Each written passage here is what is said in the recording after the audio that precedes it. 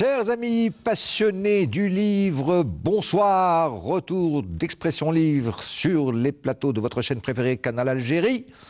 Après le mois sacré du Ramadan, et justement, au nom de toute son équipe, je vous présente nos meilleurs vœux de bonheur, de santé et de prospérité. Eh bien, pour ce retour, place à l'enfant, place à l'imaginaire, place au rêve, place à l'écriture arc-en-ciel. Pour cela, notre invitée, Dalila Boumran Amelaine. Bonsoir. Bonsoir. Merci beaucoup. Je vous en prie. D'abord pour vos deux ouvrages, parce que nous allons parler de deux de vos ouvrages, ce ne sont pas les seuls, mais c'est ceux que j'ai eu le grand plaisir de découvrir. Le premier s'intitule « Je découvre mon pays », le second « Poésie pour enfants ». Puis nous évoquerons, parce que vous n'en êtes pas à vos premiers ouvrages pour l'enfant, et peut-être pas seulement que pour l'enfant. Oui, j'ai fait pour les grands enfants aussi. Aussi, oui. Alors, je découvre mon pays. On va commencer par celui-ci, et ensuite on terminera avec Poésie pour enfants. D'abord parce que c'est pas du tout le même style d'écriture. Oui. Et puis, Je découvre mon pays est un beau livre cartonné, magnifiquement illustré par... Par Amin, un jeune beaux-artiste. Ah, oui. Vive les Beaux-Arts. Il a fait les Beaux-Arts et je l'ai découvert par hasard. Et il a bien voulu faire les illustrations du livre. Amir Boukhnissa, merci qui est de vos très belles illustrations. Oui. Alors, je vais commencer par le titre, si vous me permettez. Oui. Parce qu'il est important. Je découvre mon pays, et puis, en sous-titre, Alger. Alger. Parce que ça augure, si je puis me permettre, oui. Ça augure d'une longue série. Oui, exactement. Une série. Le prochain, Constantine, qui est sous presse, qui va sortir, j'espère, pour le Salon du Livre. Très bien. Et Béjaïa, que je suis en train de travailler, sur lequel je me suis penchée. L'idée est formidable. Vous ne savez pas, Dalila Boumran Amelaine, combien de fois j'ai pu, dans mes différentes émissions, qu'elles soient à la radio, qu'elles soient à la télévision, de dire « Oh, comme j'aimerais qu'il y ait un auteur ou une auteure pour enfants qui fasse... » Parce que, vous savez, dans beaucoup de pays au monde, il y a ce qu'on appelle ces ouvrages qui sont faits soit pour les enfants tout petits, soit pour les adolescents, où il y a une énigme, c'est l'histoire du Club des 5, vous savez. Oui, il y a une énigme, soit un peu policière, un peu mystérieuse, piste au trésor, course au trésor, etc. Mais l'intérêt de ces ouvrages, c'est quoi? C'est qu'ils prennent une ville et les gamins vous font découvrir aux jeunes lectrices et lecteurs cette ville, avec sa composante, ce qu'il y a de beau dans cette ville, etc. Et ce que vous avez fait avec Je découvre mon pays, Alger. Ça, c'est magnifique. Oui. Ça manque pour beaucoup. Parce que c'est en même temps plaisant, mais en même temps très didactique. Oui. Parce que vous promenez vos lectrices et lecteurs à travers cette ville. Pour beaucoup, peut-être ne la connaissent pas. Exactement. Comme si tout le monde connaissait, peut-être qu'un petit garçon, une petite fille de Betna ne connaît Alger que comme cela. Exactement. Mais c'est pas que cette ville, elle a une histoire. Vous n'avez pas besoin d'aller jusqu'à Batna. Un petit enfant de Blida, peut-être, qui n'est jamais sorti de sa ville. Et quand bien même, je dirais plus, c'est que, bon, si on lui dit Place des Martyrs, ou si on lui dit la Casbah, oui, peut-être qu'il en a entendu parler à travers des émissions de télévision ou des choses comme ça. Mais c'est que dans votre ouvrage, Dalila Boumran Amelaine, c'est que vous expliquez également, vous en profitez pour expliquer l'histoire. Oui. Et la géographie. Et la géographie. Il faut donner un peu de tout. Je vais vous dire l'idée. L'idée m'est venue d'un ami émigré qui voulait acheter un livre pour ses enfants, justement pour leur faire découvrir le patrimoine de leur pays d'origine. Et il a fait toutes les bibliothèques de Paris et il n'a rien trouvé. Il en a trouvé un, mais qui n'était pas du tout adéquat. Et il m'a dit, tu devrais écrire un livre pour les enfants qui font découvrir l'Algérie. Ce serait très, très beau et ce serait très gratifiant pour nos enfants et pour nous aussi. Et c'est cette idée-là qui m'a lancée sur cette série de livres. Alors là, ça va être sans fin, parce que quand bien même, une fois que vous aurez épuisé, je dirais, les 48 chefs de wilaya. Mais après, il y a aussi les endroits, je dirais n'importe quoi, une partie du Sahara, ou la forêt d'Yakouren, ou que sais-je. Oui, bien sûr, il y a beaucoup d'endroits. Donc, effectivement, on a encore de beaux jours devant nous, j'espère. Espérons que l'inspiration sera là. Oui, puis il faudrait, parce que cet ouvrage, vous l'avez édité à compte d'auteur, c'est ce que vous m'avez dit, alors quand même, appel aux maisons d'édition. Là, franchement, c'est un trésor. Oui, personne n'a voulu le prendre. C'est incroyable. Oui, c'est incroyable, mais c'est comme ça. Oh, maison d'édition, réveillez-vous. Ils n'ont pas voulu. Alors, non seulement les illustrations sont très agréables, mais encore une fois, une très belle balade à travers Alger. Pas seulement juste... Alors, il y a deux personnages. Oui. Il y a la petite Amina. Qui est ma fille. Ah, ben voilà. C'est votre fille. Qui est ma fille. Adorable. Et Samir. Et Samir qui est son cousin, qui lui, bon, c'est un émigré. Oui, il habite Marseille. Il habite Marseille, il ne connaît pas Alger du tout. Et je crois qu'il découvre même son pays pour la première fois. Il vient par bateau, ce qui est une très bonne chose. Oui. Ça, il découvre une des plus belles baies du monde, la baie d'Alger. Je conseille à beaucoup de personnes de faire découvrir à leurs enfants, pour un premier voyage en Algérie, bien par bateau, pour découvrir cette magnifique baie. Je sais que par avion, c'est peut-être plus facile, mais quelle merveille. C'est magnifique. Quand on arrive à quelques encablures du port d'Alger... Le port d'Alger, c'est magnifique. Exact. Alger la Blanche. Et même par mauvais temps. Exactement, bien sûr. Même par mauvais temps, c'est beau. C'est beau, exactement. Même par mer rouleuse. Même si on a le mal de mer. C'est une très belle ville, Alger. Alors justement, vous commencez, Amina commence à faire le guide pour son jeune cousin, Samir, à partir pratiquement du port, puisque c'est le front de mer. C'est le front de mer. Puis on va se balader. Là commence la balade. Alors elle commence par Place des Martyrs. Oui, le front de mer. Front de mer d'abord. Elle lui explique comment avant les maisons ont été détruites et remplacées par les colons qui ont construit les immeubles haussmanniens. Et qui sont très beaux. Oui. Et il lui donne la répartie en lui disant, tiens, ils ressemblent aux immeubles qu'il y a en France. En France, oui, c'est vrai. Et effectivement, ils ont été construits par l'architecte Haussmann.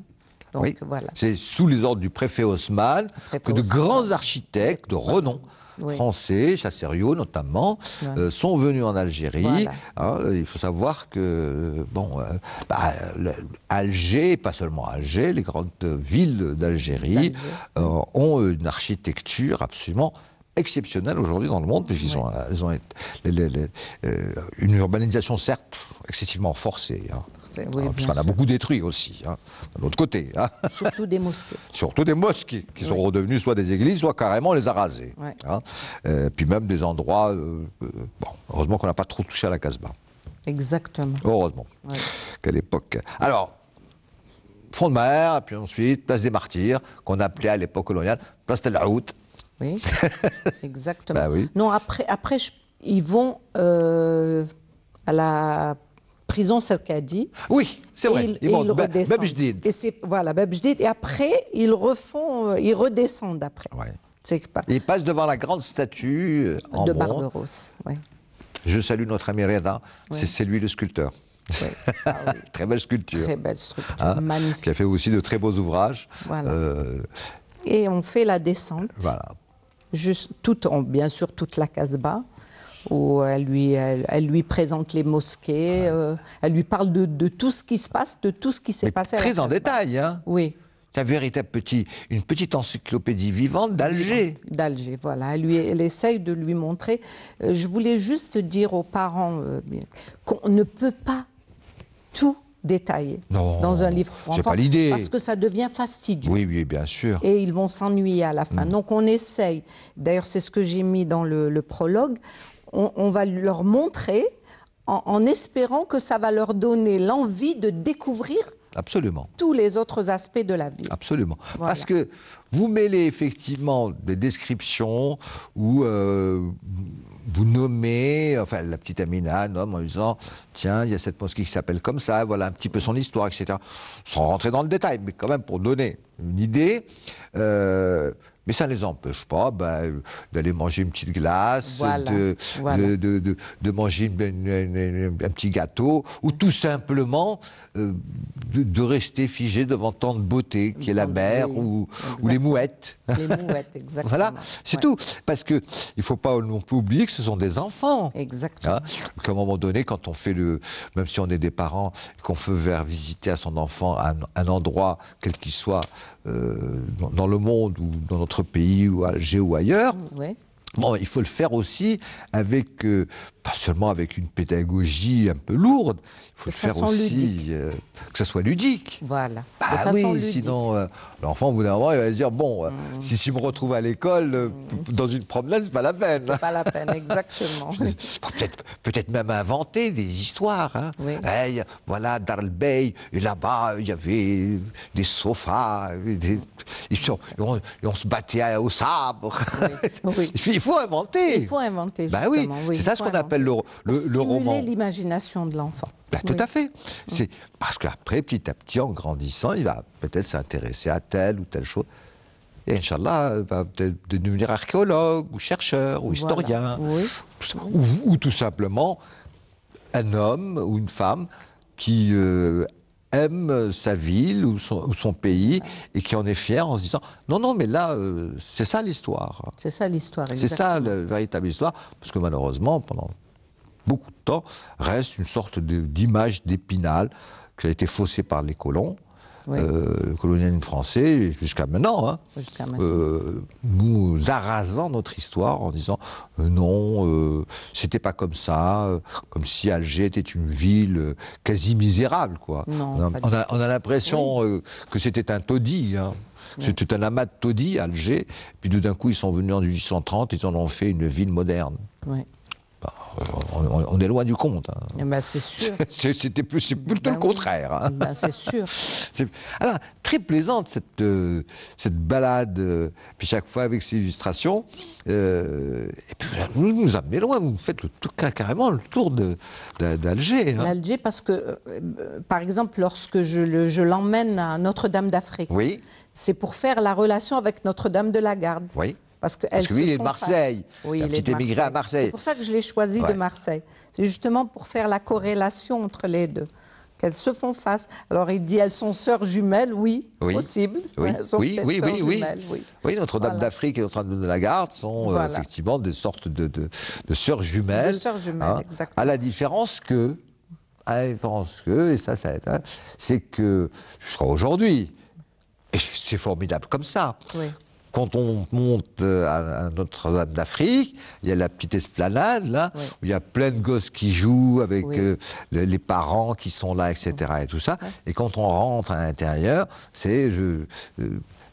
on prie aussi bien pour les chrétiens que pour les musulmans. Exactement. Et que moi, je me souviens très bien de vieilles dames ou de vieilles tantes à moi, ou même de ma mère ou de ma grand-mère, qui montaient Notre-Dame d'Afrique et qui faisaient brûler un cierge. Je dis, mais t'as le Massihine, hein, elle me disait, oui, mais en fait, c'est à nous avant tout. Hein. En fin de compte, on prie Dieu pour tous les hommes. Voilà, tous les hommes. Voilà, c'est comme ça. Qu'importe l'endroit. L'essentiel, c'est l'intention. Voilà. Et la foi, être dans la foi, et la croyance et la tolérance. Et ça, vous le dites bien dans votre ouvrage. J'aime bien, parce que le petit garçon, il dit, quoi que ce que c'est. Hein, c'est vrai qu'à Notre-Dame de la Garde, il n'y a pas ça. Il n'y a pas ça. Non, pas du tout. C'est une basilique, quand même, unique au monde. Exactement. Hein, on dirait que qu'elle a été... Pour toutes les religions. Elle est ouverte à toutes les religions. C'est extraordinaire. Universel. Universel. Oui. C'est un endroit universel. Universel, exactement. Et pourtant, on le dit pas assez pour les touristes ou pour.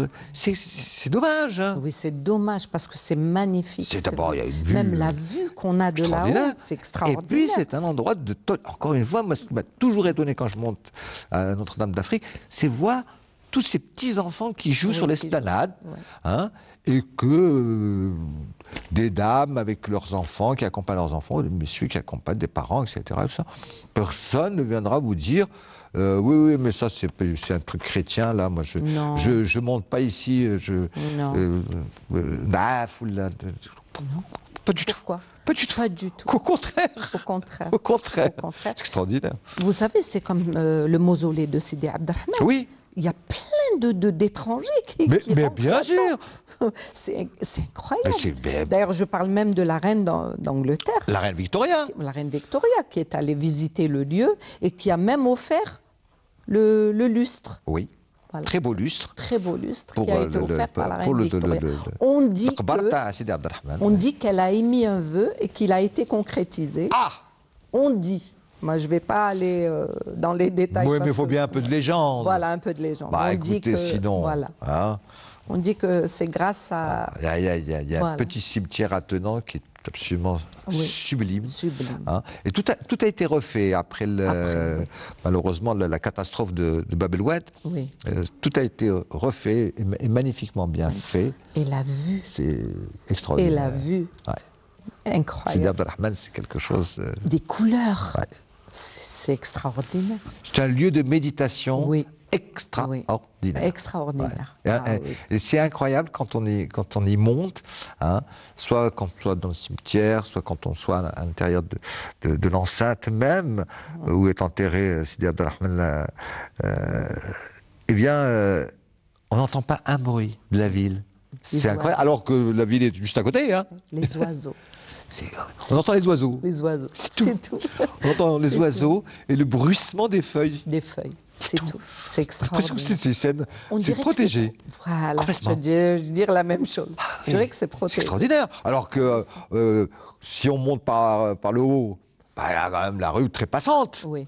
Et puis en bas, on est juste, à quelques 100 ou 200 mètres là où il y a de la rue principale, comment ils s'appellent, les grands escaliers. Oui. Après il y a le lycée Emir Abdelkader. Donc c'est une rue excessivement passante. C'est la grande rue. C'est la grande rue qui monte vers Bab el-Oued. Exactement. L'entrée de Bab el-Oued. Vous n'entendez rien. Hein, c'est vraiment, il y a beaucoup de monde, énormément de monde, mais l'endroit. C'est magique. C'est magique, oui. Oui, c'est magique. L'impression de rentrer dans un endroit d'une sérénité. Et j'aimerais justement, il y a des groupes en ce moment, je ne sais pas si c'est des associations ou des personnes seules qui ont entrepris de faire visiter la Casbah aux gens. Il y a des associations. Il y a une association dont le siège est pratiquement juste en face de l'entrée du haut de Sidi Abdelrahman. Parce que il y a une entrée vers le bas, après les grands escaliers, là. Oui. Bon, mais parfois elle est fermée, parfois elle est ouverte. Hein. Oui. Bon, mais l'entrée principale, elle est vers le haut, quand vous descendez les escaliers, puisqu'il y a le tombeau d'un autre saint, également. Oui. Au premier palier, avant d'arriver au tombeau de Sidi Abdelrahman. Hein. Malheureusement. Et ça, c'est une bonne initiative. Très bonne. Parce que les gens devraient revisiter la Casbah. Bien sûr. Parce qu'il y a beaucoup de choses à découvrir. Vraiment, c'est magnifique. Ouais. Et même si elle n'est pas dans un très bon état, c'est pas grave. C'est pas grave. C'est pas grave. Ouais, c'est pas grave. La magie est toujours là. Toujours là. Ouais. Alors, la Casbah, les fontaines, les terrasses. Les terrasses ont une histoire. Les terrasses, elles servaient bien sûr à étendre le linge, évidemment. Mais elles servaient, autre part, à se réunir pour les femmes. Elles ne sortaient pas beaucoup à l'extérieur. Donc, c'était leur lieu de réunion. Et elles se réunissaient. Ma mère habitait à la Casbah, donc j'en sais quelque chose. Elles se réunissaient, elles faisaient des gâteaux. Les après-midi, elles montaient, elles faisaient des cafés, elles s'installaient et elles discutaient de tout et de rien. Et pendant le mois de Ramadan, c'était les bouqalettes. C'était les bouqalettes. Et là, c'était... Alors, il faut rendre hommage pour les bouqalettes à notre ami auteur, magnifique écrivain, Qadour Mohamed Hassadi, qui a fait un livre extraordinaire sur les bouqalettes, qui est difficile à trouver maintenant. Il faudrait que la maison d'édition qui l'a édité réédite absolument, parce que c'est un livre clé et essentiel sur, d'abord, expliquer ce que c'est que les Burqalat, et lui, il a fait une sorte, pas d'anthologie, mais je dirais, remis à l'honneur des Burqalat qui étaient reprises, parce que c'est parmi les plus belles. Oui. Parce que il y a des Burqalat, bon, elles sont un peu simplistes. Hein, oui. Bon, c'est sur le coup. Puis il y en a qui sont de véritables poésies. Mais c'est le jeu de la Burqala qui est vraiment festif, qui est important, qui faisait passer le temps aux femmes. Mais vous savez, c'est une sorte de salon littéraire. Voilà. Hein. C'est un salon littéraire. Voilà. On l'oublie bien souvent. C'est de la poésie pure. La pure poésie. Vraiment de la pure poésie ancestrale et qui se perpétue jusqu'à nos jours et qui, j'espère, continuera de se perpétuer à l'avenir. Parce que c'est un trésor national. Alors, les terrasses, c'est ça. Et puis, c'était aussi, c'est formidable. Amina, elle dit à Samir, oui, mais c'est aussi, ça permettait à nos fiers combattants. Oui. De la bataille d'Alger, de pouvoir sauter de terrasse en terrasse. Et de se cacher dans les encoignures. Voilà. Et elle lui montre l'endroit où Ali Lapointe, ont été tués. La rue des Abderrahmans. Elle lui montre l'endroit. Et il lui dit, oui, mon grand-père m'en a parlé. Oui. Et elle lui dit, il ne faut pas, ça c'est une chose qu'il ne faut pas oublier. Ça doit rester dans la mémoire. C'est extraordinaire ça, par exemple. Il n'y a pas seulement Alger, hein, il y a d'autres villes en Algérie où il y a Pourquoi il n'y a pas un circuit de la Révolution avec les endroits, des grands endroits de la lutte de libération nationale? Oui, ce serait bien de faire ça. Ce serait formidable. Déjà, commençons par nos concitoyens émigrés. Même si c'est un jeune émigré qu'on appelle un beurre, hein, obligatoirement, il a entendu parler d'une façon ou d'une autre de la lutte de libération nationale. C'est sûr. Mais si vous lui dites, bon, écoute, je te propose un petit circuit, hein, là où il y avait Ali Lapointe, là où il y avait dans les Aurès, là où il y a eu le congrès de la Soumam, etc. Fais un circuit, parce que tu en as entendu parler, mais il faut que tu le vois aussi. Voilà. C'est ce qui se fait en Normandie. Exactement. Pour le débarquement, mais bien sûr. Et il y a beaucoup de touristes qui viennent visiter ça. Mais avec leurs enfants, en disant, c'est là où des hommes sont tombés contre le fascisme, pour libérer le pays, etc. Oui. C'est un devoir de mémoire, en quelque sorte. Écoutez, après, ça devient juste une sorte de vision, mais on ne l'attrape pas. On ne l'attrape pas, exactement. Quand c'est visuel, ça reste. Oui, ça reste. Ça reste dans la mémoire. Dieu sait, il y a eu des grandes batailles pendant la lutte de libération nationale. Mais vraiment, des affrontements terribles contre l'armée coloniale. Et c'est des endroits qui ne... Bon, on en entend parler, mais où, que, quoi donc, ou lequel, on ne sait pas. On ne sait pas. Il faut faire un travail de recherche là-dessus. Ça, ce serait vraiment un vrai travail pour notre jeunesse. Pour faire connaître ces endroits clés de l'histoire, et pas seulement de la lutte de libération nationale, hein. Même de l'histoire de l'Algérie avant la colonisation française. C'est sûr. Oui. Les batailles contre tous les envahisseurs. Malheureusement, on en a eu beaucoup. Hein. Oui, il y en a eu beaucoup. D'ailleurs, je le dis, l'Algérie a été convoitée pour ses richesses. Tiens. Agriculture et ses richesses. Si c'était un pays pauvre, n'oublions pas que c'était le grenier à blé avec l'Égypte de l'Empire romain. Exactement.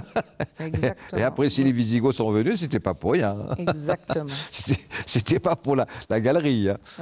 Ils ont tous voulu profiter justement de l'agriculture, les agrumes, l'huile d'olive, le blé. C'était pas rien. C'était les bases de l'économie et du commerce de l'époque. Et ça, tout ça est raconté par la petite Amina à son cousin en lui disant ne crois pas que c'était un pays sauvage où il n'y avait rien. Non. Elle lui dit aussi d'où vient Alger.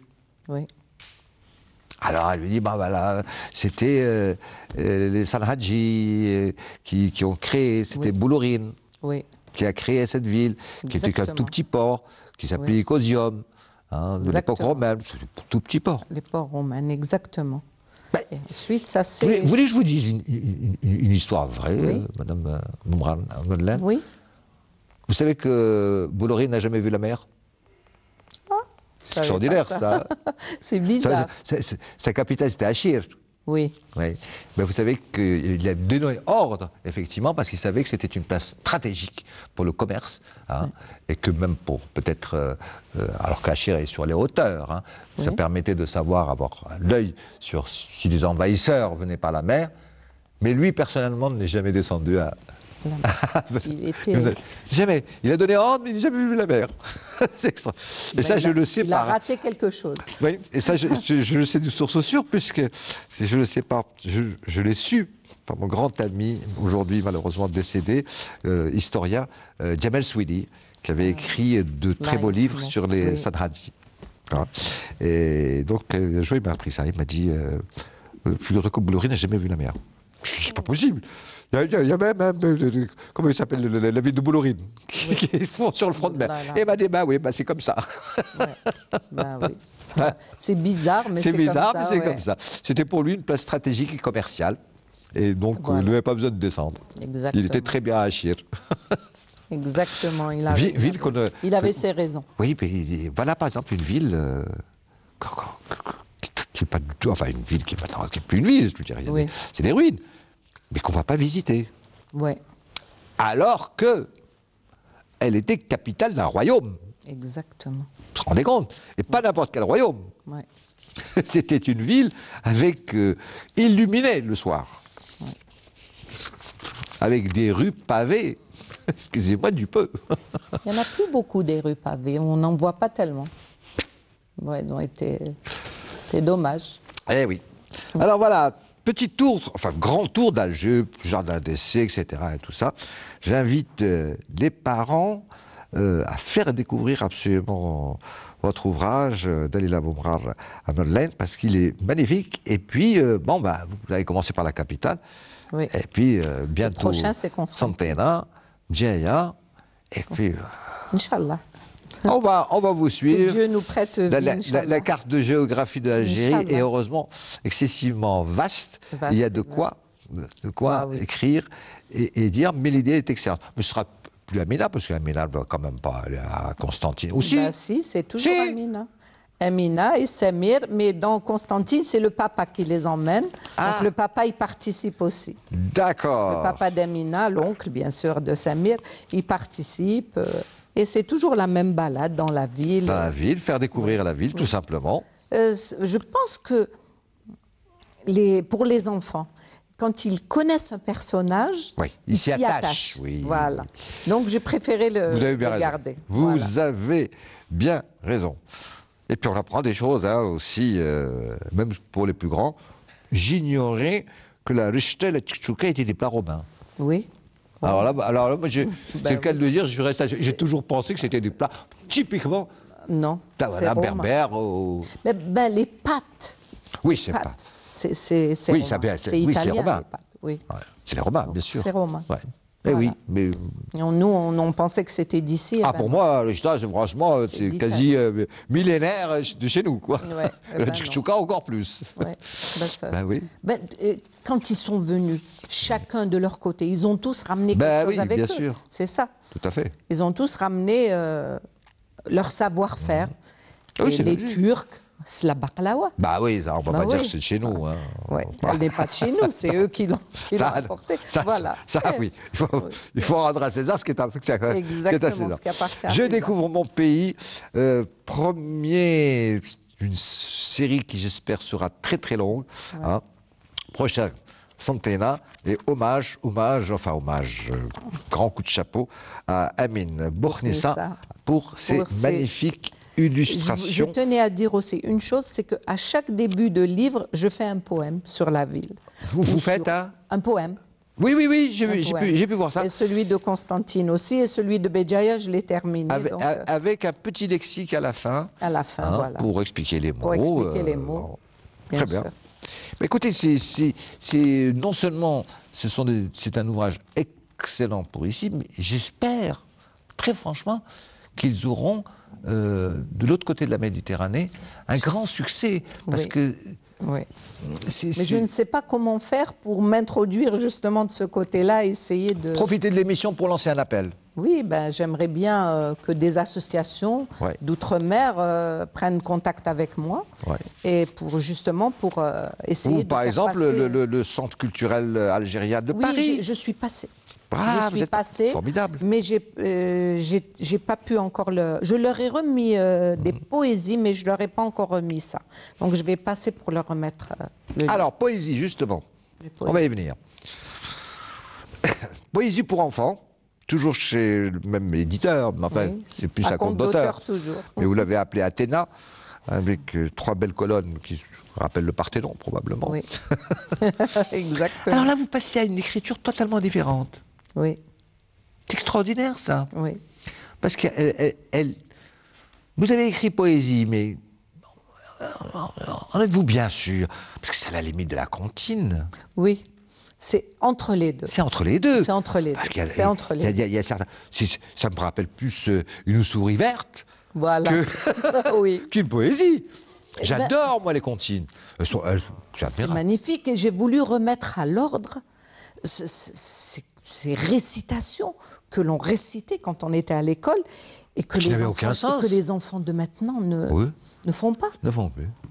Elles ont disparu totalement du champ culturel de nos écoles. Je ne sais pas, donc en arabe peut-être qu'on leur donne des récitations, mais en français, nous on apprenait tout.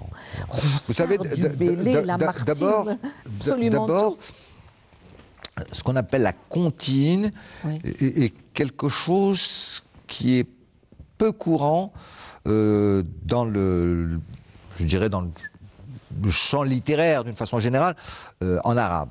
Quelque chose qui reste très spécifique à l'Europe, plus spécifiquement à l'Europe, et même certains pays, je dirais. Parmi les plus forts, c'est les English. Les English ont des comptines absolument admirables. Des petits trucs qui font 3-4 lignes. Bon, comme Amstramgram, Piqué Collégramme. Bourré Ratatam. Ça ne veut rien dire du tout. Moi, toujours pas. J'essaie de chercher partout que voulait dire cette fameuse truc quand on faisait, vous savez, qui va être le chat. Ça s'appelait Sardine, Cotodine, Moustra, aura lieu de ce jour-là. Franchement, allez, le sens profond de ce truc. Et tous les enfants connaissaient ce truc-là. Mais qu'est-ce que ça veut dire? En fin de compte, c'est un mystère. Oui, c'est beau comme ça. Oui, c'est beau comme ça. Il n'y a pas besoin. On n'a pas besoin, exactement. C'est la sonorité des syllabes. C'est ça qui fait la beauté de ce genre de comptine. C'est ça. Et j'ai voulu justement réactiver cette passion pour la récitation. J'ai voulu que les enfants réapprennent à réciter. Oui, presque de la musique. C'est la musique. Et bien sûr, j'ai introduit les animaux, bien sûr. J'ai introduit les animaux, et tout en essayant de leur inculquer quelque chose. Par exemple, dans celui du désert, c'est le chameau. Mais elle est dure. Mais en même temps, c'est une leçon sur la naissance de la vie. Mais, eh bien, c'est ça. La vie, il y a la mort. C'est comme ça. C'est comme ça. C'est dans le cycle de la vie. On ne peut pas changer ça. Le petit chameau naît, mais sa maman décède. Sa maman a été tuée. Oui, mais c'est comme ça. C'est le cycle. Bon. Mais regardez comme la solidarité avec les autres, le Fennec qui vient de tout le monde vient s'occuper. C'est-à-dire que, bon, petit orphelin ou petite orpheline, eh bien, on sera là. Voilà. Ça, c'est une belle leçon de morale. Aussi, oui. Voilà. Très belle leçon. Alors, effectivement, c'est normal, les enfants adorent les animaux. Donc, ça commence d'ailleurs par animalerie avec la savane, la jungle, le lion, la gazelle, le tigre, la girafe, enfin tous les animaux qui font partie de l'imaginaire. Bien que j'ai jamais compris une chose, je vais vous dire Et là, c'est que c'est très rare de trouver en même temps, hein, dans le même espace de jungle ou de forêt, etc., le lion et le tigre. Oui. C'est assez rare, parce que le tigre, il se balade pas dans la savane. Hein. C'est sûr. Mais bon, c'était juste pour créer mon environnement. Il y en a pas beaucoup. Oui. C'est plutôt asiatique. Vous savez, quand on veut faire ou écrire de la poésie, mais il faut le mettre. Voilà. Vous savez, c'est comme dans le livre de la jungle. Oui. Il y a un ours. Oui. Il n'y a pas beaucoup d'ours en Inde. Hein. Oui, ça c'est sûr. Bon, mais c'est pas grave. C'est pas grave. De toute façon, on a le droit. Toutes ces petites anomalies. Moi, ce que je dis, par exemple, dans le poème de l'alphabet, oui, mes mots ont été escamotés. Mais escamoté, à dessein, pour que la maman corrige après le mot. Et d'ailleurs, il y a le dessin de la lettre. Il faut qu'il y ait un travail de recherche. Alors, écoutez, c'est ma poésie préférée, celle-là. Ah bon? Ah oui, les mots à queue leu, c'est magnifique. Parce que d'abord, ça m'a rappelé quelque chose, je ne sais pas pourquoi, c'est pas pour... c'est pas par louange que je vous dis cela, c'est que ça m'a rappelé cette magnifique poésie qui a l'air si simple, si consistante, mais pourtant pour moi une des plus belles, de Rimbaud sur la couleur des lettres. Vous savez, quand il dit le A c'est le vert, eh bien, ça m'a rappelé tout à fait ça. Ouais. C'est-à-dire, une lettre représente en même temps un mot, la chute d'un mot, et c'est comme ça qu'on peut peut-être, de façon amusante, apprendre l'alphabet aux enfants. Découvrir l'alphabet. Et pas comme ça, B, C, D, ou Alif, El Bet, ça, comme ça, répétitif. De montrer à un enfant, ou de faire entrer dans le monde de la science ou de la littérature un enfant. Il y a différentes manières de l'amener à découvrir et à aimer ce qu'il va apprendre. Il faut essayer justement de lui apprendre des choses, mais tout en l'amusant. Ce n'est que comme ça qu'il arrivera à retenir. Si on l'oblige à apprendre, à faire du parcourisme, il ne retiendra rien du tout. Non. Par contre, il y a des manières de l'amener à aimer, par exemple, un livre d'histoire, en lui racontant des légendes, en lui enjolivant tout cet univers. Et là, il va retenir. Oui, et il va aimer, il va relire, il va aimer. Il ne faut pas que ce soit rébarbatif. Ben, c'est sûr. Il faut que ce soit ludique pour les enfants. Mais vous, excusez-moi du terme, mais vous flirtez terriblement avec le surréalisme. Mais remarquez, bravo, hein, parce que ça m'a rappelé aussi un petit peu, bon, c'est pas sous cette même forme, c'est pas des contes, c'est des poésies ou des comptines, mais ça m'a rappelé, comment ça s'appelle, les histoires du chat perché. Oui. C'est exactement ça, c'est-à-dire c'est complètement fou. Hein. C'est des animaux qui ont des caractères humains. Hein. J'ai adoré sur la poule, sur les poules, les canetons. La jument qui se bidonne. Voilà. Bon, ils ont des attitudes. Et puis ils ont des trucs de fous, ils font des trucs de fous. Ils font des trucs de fous. Oui, bah, c'est formidable comme ça. Oui, bien sûr. Bien sûr.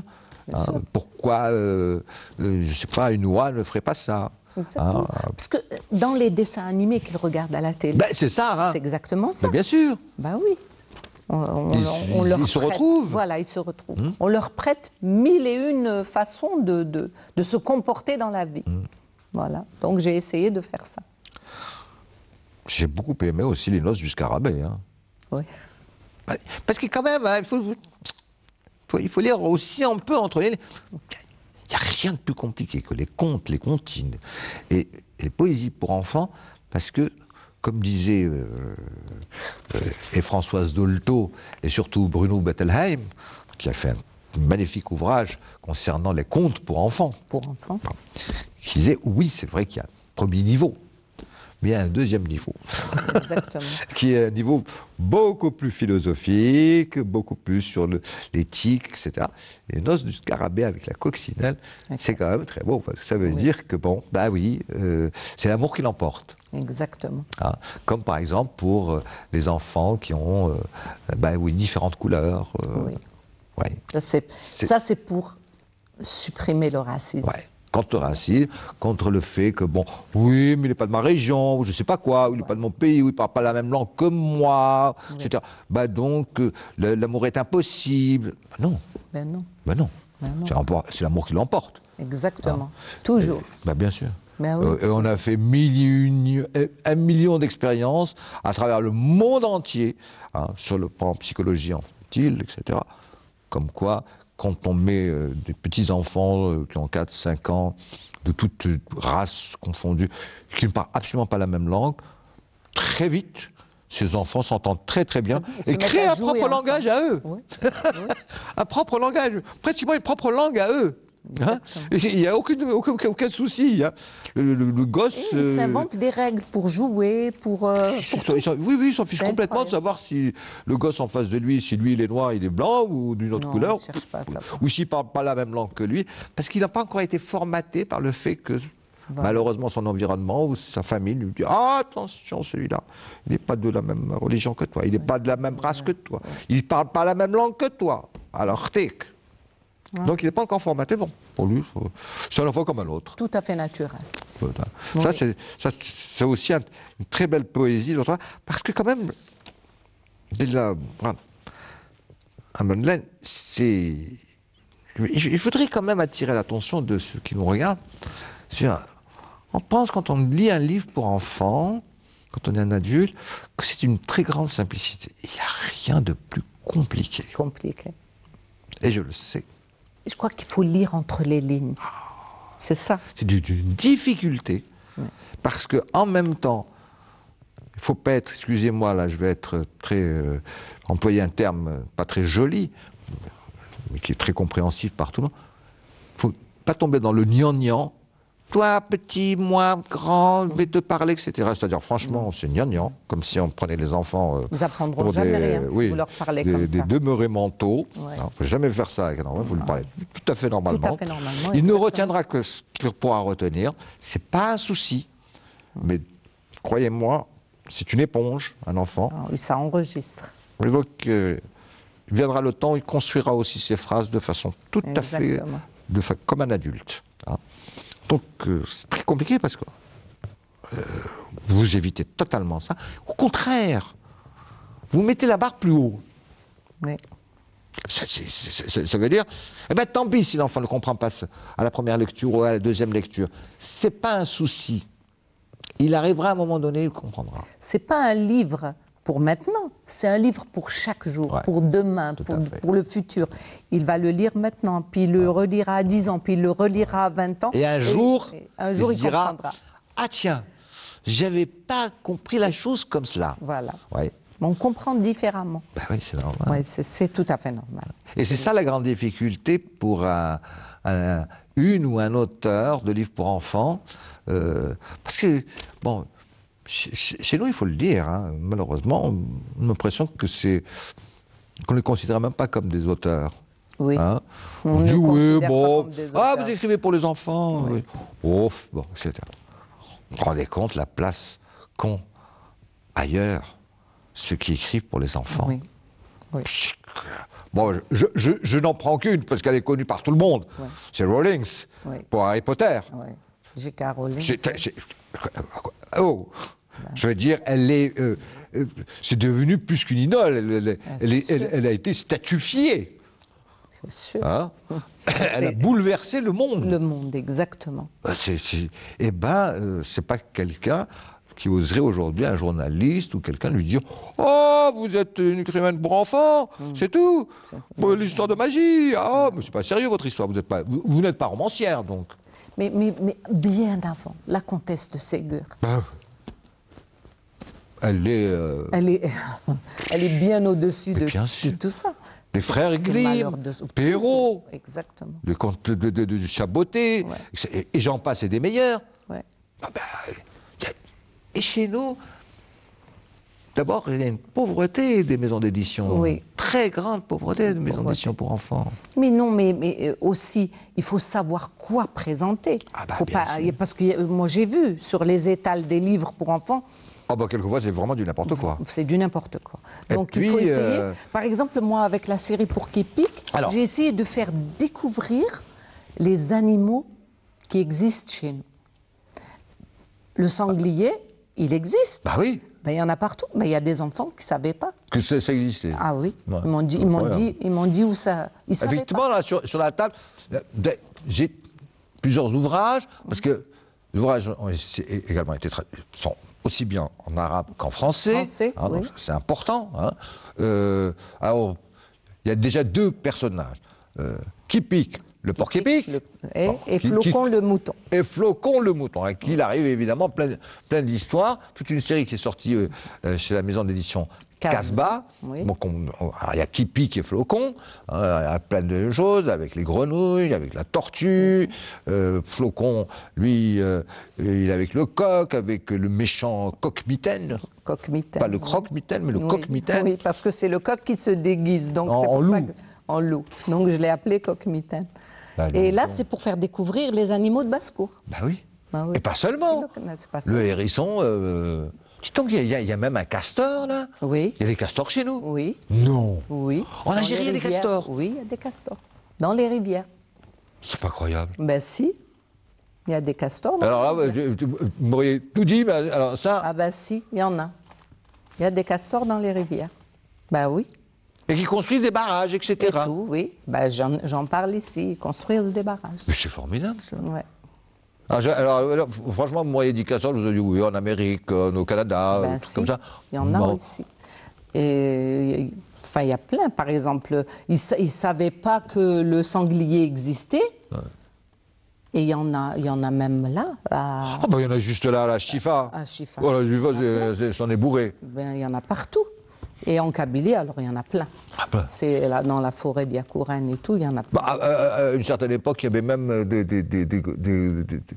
on organisait de l'étranger avec qui venaient d'Allemagne, de France, des chasseurs, etc., oui. Qui venaient pour faire la chasse. Ils étaient heureux aux sangliers, et puis ils étaient heureux comme des fous parce que c'était pendant toute l'année. C'était ouvert. Oui, parce qu'ils font des ravages ici, dans les trucs. Ouais. Voilà. Et puis vous m'avez dit que vous écriviez également d'autres poésies, mais pas seulement pour enfants. Pour les grands. Pour les grands. Oui. Vous écrivez pour les petits et pour les grands. Oui. J'écris pour les petits et pour les grands. Bah, vous avez un sac magique là, et puis vous ne montrez pas. Pour vous sortir ma poésie. Pardon. Alors, calembour. Oh ben dites donc, vous avez mis la Joconde en mauresque. Oui. C'est beau. Parce ça. J'ai fait un poème sur la Joconde. La Joconde, poésie craquante et sa crudité de vers. Oui. Parfum de mots. Dans la tourmente du monde. Je suppose. Ça, c'était aux éditions Nounou. Elle n'existe plus? Non. Elle s'est transformée en Athéna. Ah, d'accord. En Athéna. C'était pourtant une excellente maison d'édition. Oui, mais c'est toujours la même. Mais elle fait pas beaucoup l'enfant. Elle a abandonné la partie enfant. Elle fait. Parce que qu'est-ce qui reste comme maison d'édition purement pour enfants? Pomme d'Api, je crois, que continue. Oui, je crois pas. À Oran. Même Dalimène, elle écrit pour. Elle fait. Dalimène, oui. Oui, Dalimène, elle fait. Mais avec plus de la bande dessinée, etc. Mais de temps en temps, il y a des ouvrages pour enfants. Effectivement. Dalimène. Il y a même Monsieur Youssef Driss qui a sorti un petit livre. Tout à fait. Mais c'est très peu, c'est insuffisant. C'est insuffisant. Et le problème qui se pose pour la littérature pour enfants et pour adolescents, parce que là où il y a le grand manque cruel, c'est pour adolescents. Pour adolescents. Alors, il n'y a pratiquement rien pour adolescents. Je parle algérien. Algérien. Et j'ai comme un doute, parce que 90% est importé. Oui. Et j'ai comme un doute, d'abord, quelquefois, on parle de choses qui ne concernent absolument pas notre pays. Oui. Rien, qui n'a pas de teneur concernant. Donc, on parle de choses. Bon, je veux bien qu'on s'ouvre sur le monde, mais généralement, les livres pour enfants, on va apprendre plutôt des choses qui sont plus de notre patrimoine. Chez nous, de notre patrimoine, exactement. Et puis, mais c'est difficile. Je ne sais pas trop bien il y a un contrôle sévère, parce que c'est là où il devrait y avoir le contrôle le plus sévère, c'est-à-dire sur le livre pour enfants et le livre pour adolescents, parce que c'est la formation. Et exactement, donc, il faut faire attention. Il faut lire, je dirais, mot à mot. Mot à mot, exactement. Quelle est la symbolique de l'histoire. Pourquoi on parle de cette histoire et pas d'autre, etc. Pas d'autre, exactement. Et moi, je trouve, je sais pas. Pour les adolescents, ça va, c'est difficile. Très compliqué. Très compliqué. C'est pour moi une des littératures les plus complexes, à écrire. Et même à l'étranger, il n'y en a pas beaucoup. Il y a des sortes de copier-coller, en fin de compte. Voilà. Quelques grands auteurs, généralement, c'est vrai que c'est pour beaucoup des femmes qui écrivent. Mais pour beaucoup, qu'est-ce qu'on fait? Mais ce ne serait pas mauvais chez nous. Ça serait pas on adapte. C'est-à-dire que, vous savez que le Club des 5, c'est américain en réalité. Oui. C'est pas du tout français. Et mais qu'est-ce qui s'est passé? C'est qu'il y a eu ce qu'on appelle une adaptation. Oui. On a pris l'énigme, mais on l'a remodelée à la façon française, à la façon italienne, c'est dans tous les pays du monde. Et donc, au lieu que le Club des 5 se trouve à Chicago, on l'a amené à Rome, oui, exactement. ou à Madrid, etc. Oui. Il fallait l'adapter. C'est tout. Oui, parce que l'idée était excellente, mais on l'a adaptée. Voilà. Et bien pourquoi pas? C'est comme si vous adaptiez une pièce de Molière en arabe, de chez nous. Et ça s'est passé. Et ça s'est très bien passé. Oui. Ça s'est très bien passé. On n'enlève rien du fond, de la quintessence, mais on l'adapte. Oui. Parce que c'est très compliqué. C'est compliqué. Voilà. Déjà, vous êtes mis, vous avez l'intention un jour d'écrire pour les adolescents, c'est-à-dire ce qu'on appelle 12 ans jusqu'à 15 ans. C'est compliqué, hein? C'est compliqué. Il faut d'abord trouver le sujet. Il faut essayer de trouver quelque chose qui accroche. Ouais. On ne peut pas écrire n'importe quoi. Non. Il faut faire... Je vais vous poser une question, si vous me permettez, Della Bombra, à Madeleine. Est-ce que c'est pas au départ pour moi, peu importe, un auteur de livres pour enfants, je dirais que c'est pas tout à fait, mais pour adolescents. Oui. D'abord, de parfaitement bien connaître qu'est-ce que c'est que l'adolescent dans son pays, qu'est-ce qui l'attire. Je dirais presque, il devrait commencer par faire une étude sociologique. Oui, c'est ce qu'il faut faire. Parce que sinon on passe à côté. Bon, ça c'est dépassé, ou ça ne l'intéresse plus du tout. Donc il faudrait presque faire une étude sur qu'est-ce qui l'intéresse. Est-ce qu'aujourd'hui, je vous donne un exemple un peu bête. Mais, il n'y a même pas 10 ans de ça, ça n'intéressait aucun adolescent l'histoire du scooter. Oui. Aujourd'hui, ça fait fureur, le scooter. Oui. Et c'est qui? Ce sont des gamins 15 ans, 14 ans, 15 ans, 16 ans. 16 ans, exactement. Écoutez, aujourd'hui, écrire un ouvrage pour un scooter, oui, il n'y a plus rien. Pourquoi pas? Bien sûr. Oui. Mais il faut faire une étude, comme vous avez dit, sinon on ne peut pas. On peut pas. C'est difficile. En tout cas, puisqu'on arrive à la fin de l'émission, malheureusement, Della Bombra, à Madeleine, merci 1000 fois pour tous ces ouvrages, vraiment qui sont un enchantement. Merci beaucoup. Et de l'œil, et bien sûr du texte, parce que même Poésie pour enfants est illustrée. Oui. Des petites illustrations. C'est des petites illustrations qu'on a pris comme ça. Oui, c'est pas, on n'a pas... Sur le net, oui. On ne sait pas. Elles sont mignonnes comme tout. Ouais, de toute façon. Voilà, on a essayé de... Je découvre mon pays, Poésie pour enfants, tous les deux parus aux éditions Athéna, mais également toute une série avec des héros, Kipik, Flocon, parus chez Casbah Éditions, en arabe, en français. Est-ce que Je découvre mon pays et Poésie pour enfants vont être traduits en arabien? Vous pensez qu'on peut traduire de la poésie? Difficile. Difficile. Faut s'y mettre. Difficile. Mais Je découvre mon pays. Je découvre mon pays, non, c'est facile. C'est facile. Franchement. Ça, on peut le traduire. Alors, logiquement, il devrait être en arabe et en français. Il faudrait que je trouve un éditeur qui accepte de faire ça. Je ne peux pas faire ça à compte d'auteur. Mais qu'est-ce que vous avez, les éditeurs? Vous n'aimez pas les enfants ou quoi? Pas possible, cette histoire. Figurez-vous que je l'ai donné au ministère de la Culture. Je l'ai donné à Londa. Je l'ai donné à plein de maisons qui m'ont tous refusé. Pourtant, franchement, vos poésies sont magnifiques. Et puis, des poésies pour les plus grands, parfums de mots, la crudité de la vers, crudité, calembour. Mais déjà, rien que le titre, on voit bien que ça doit être une littérature un peu plus acide. Oui. Ah oui. Ou je me trompe. Un peu de tout. Non, vous vous trompez pas. On parle un peu de tout, oui. C'est beaucoup moins enfantin. Non. De toute façon, votre écriture n'est absolument pas enfantine. Oui. Croyez-moi. Même poésie pour enfants. Oui. Un peu plus que poésie pour enfants, c'est-à-dire, il faut, comme vous avez dit tout à l'heure, il faut mettre la barre plus haut. Bien sûr. Oui. Eh bien, Dalila Boumrar Amadeleine, merci mille fois pour nous avoir fait découvrir ou redécouvrir ce monde merveilleux qui est la littérature pour enfants, qui tient... c'est à partir de 7 ans, 6-7 ans, que l'enfant doit avoir un rapport avec le livre. Le livre. Hein, ça, c'est pas moi qui le dis, hein, c'est l'UNESCO.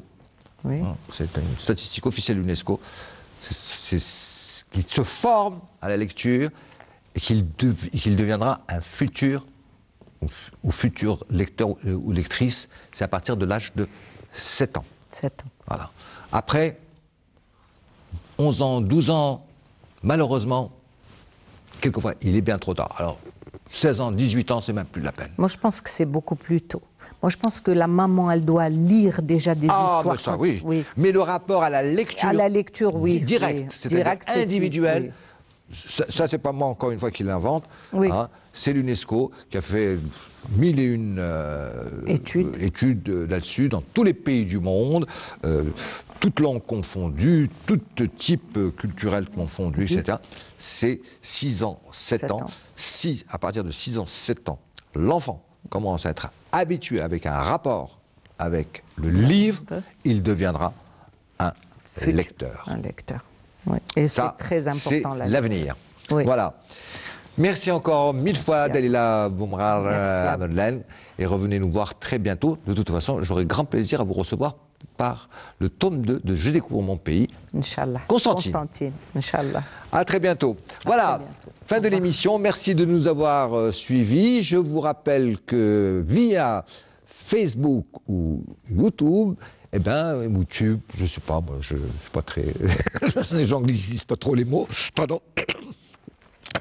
Vous pouvez retrouver cette émission et même la faire partager ou la télécharger comme vous plaira, comme il vous plaira. Voilà, merci, à la semaine prochaine, merci de nous avoir suivis, merci à toute l'équipe d'Expression Livre, merci de nous avoir été avec nous, d'avoir été avec nous pendant 7 heures. Allez, bonsoir à vous, bonsoir chez vous, semaine prochaine, même heure, même jour, même punition. Expression Livre.